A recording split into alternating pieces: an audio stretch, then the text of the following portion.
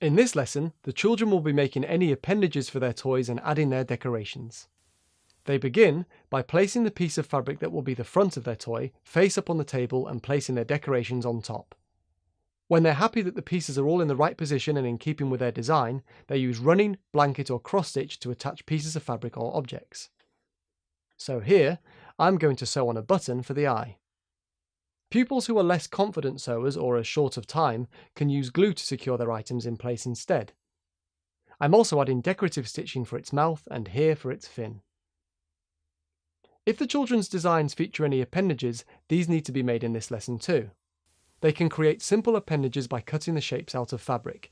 Here I'm creating another fin to sew on later.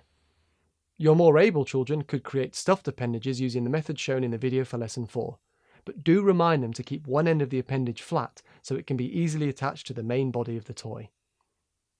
In the next and final lesson, the children will be stuffing and assembling their toys.